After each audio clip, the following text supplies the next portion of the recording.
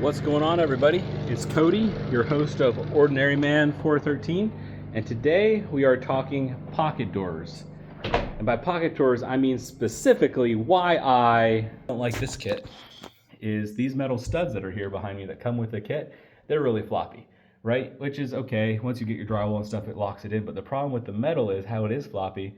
Drywallers are notorious for this. When they're going to hang their sheetrock, they slam their board up against it, just how they hang, right? And they put a bow into this steel, and once that bow is in there, it stays, and it's going to pinch on your drywall. But also, just even after, let's say you moved into the house is all done, life happens, you're moving in your couch, you just got a brand new one, it's a tight corner, and you catch this, drywall is not going to hold this stiff, and so you bump into that with your shoulder carrying that couch, you're going to put a big bow in it, or maybe you have a crazy kid like I do, and he does something like this. So if you look at this stud, it was installed straight, plumb, and nice. Now, I mean, that's almost 3/4 of an inch gap there, right? And so that's going to stay. That's not moving out. So the first thing you're going to want to do is get rid of these pieces of junk. All you're going to need to complete this pocket door upgrade is 2 sheets of 3/4 inch OSB.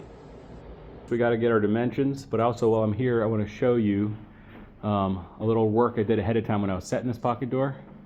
I had extra room, about 3/4 an inch in my rough opening, and so I added this stop. You'll see what it's for in just a moment. So the measurement you want to take is just simply up here. I flip my tape around, and I'm going to go 83, and I'm going to go 5/8 to be safe.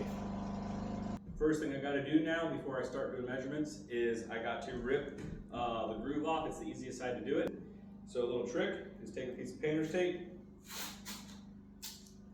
wrap around your index finger where you're going to be using as a guide, and now you won't get a splinter into your finger. And I just need to take the groove off, so I'm just going to use a little mark on my saw. I'm going to say 1/2 inch, and I'm just going to ride the edge.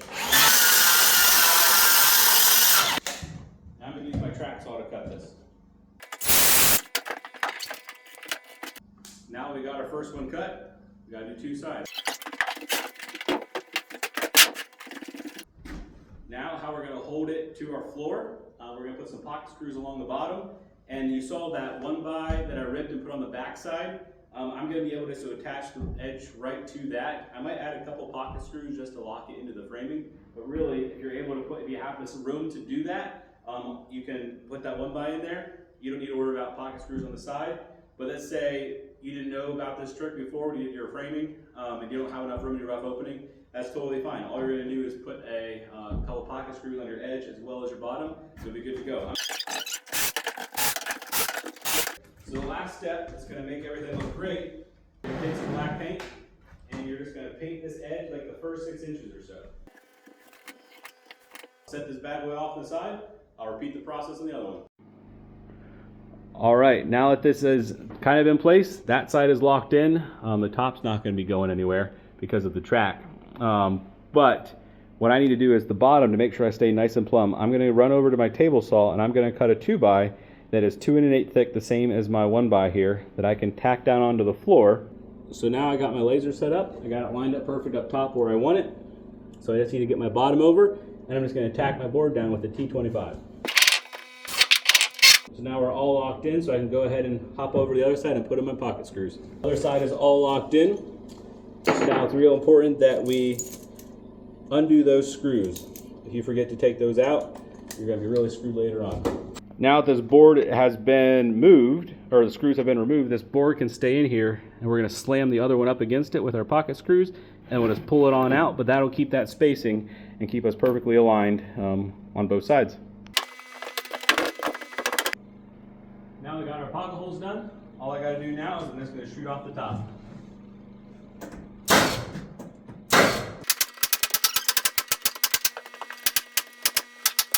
When you're doing that, make sure you're keeping your nails up high enough that you're into the 1x and not going into your track. That's a real bad day when that happens. So here we got our finished product, an awesome $50 upgrade to what is a builder grade pocket door kit. It's really going to add some longevity to this door and future-proof it, and also adding that black paint on the inside really is just a nice finishing touch to what will be the end product. Thanks for watching. Like and subscribe if you know what's up, and I'll see you on the next one.